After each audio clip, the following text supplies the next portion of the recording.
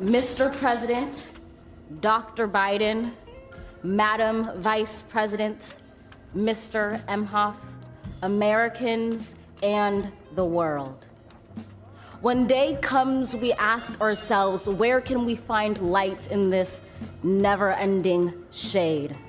The loss we carry, a sea we must wade. We've braved the belly of the beast. We've learned that quiet isn't always peace, and the norms and notions of what just isn't always just is.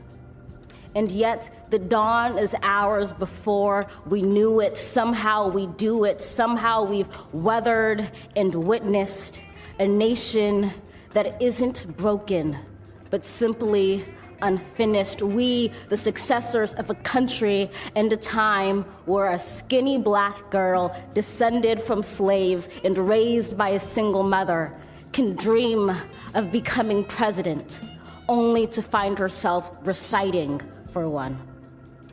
And yes, we are far from polished, far from pristine, but that doesn't mean we are striving to form a union that is perfect.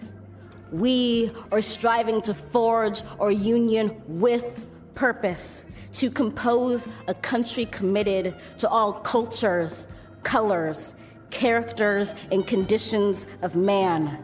And so we lift our gazes not to what stands between us, but what stands before us. We close the divide because we know to put our future first, we must first put our differences aside. We lay down our arms so we can reach out our arms to one another. We seek harm to none and harmony for all. Let the globe, if nothing else, say this is true.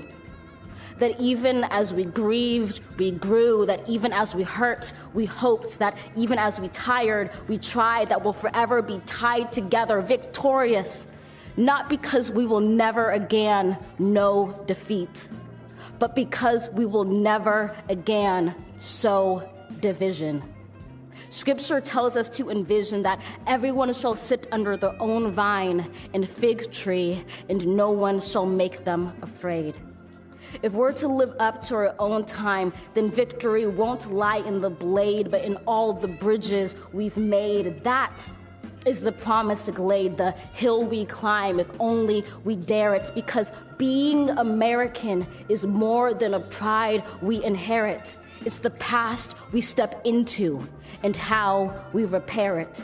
We've seen a force that would shatter our nation rather than share it, would destroy our country if it meant delaying democracy. And this effort very nearly succeeded.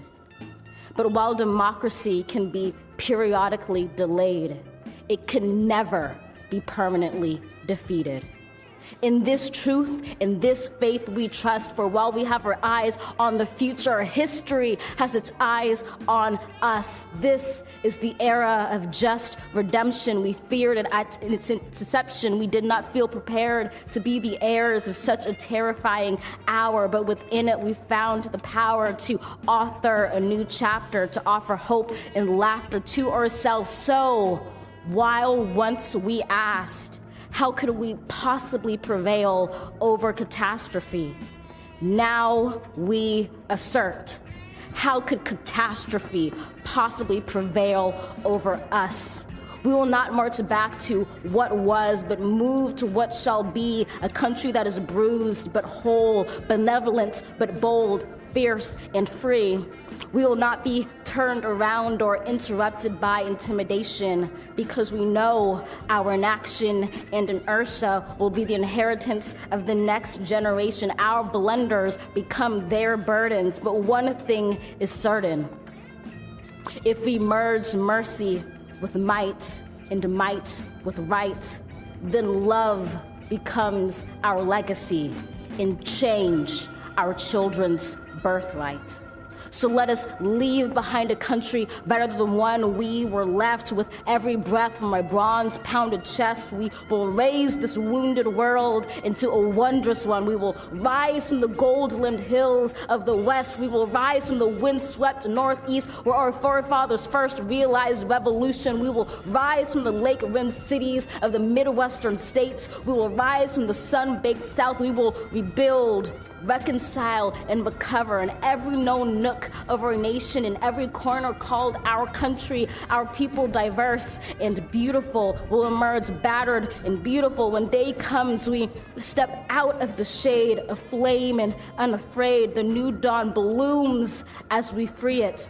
For there is always light, if only we're brave enough to see it, if only we're brave enough to be it.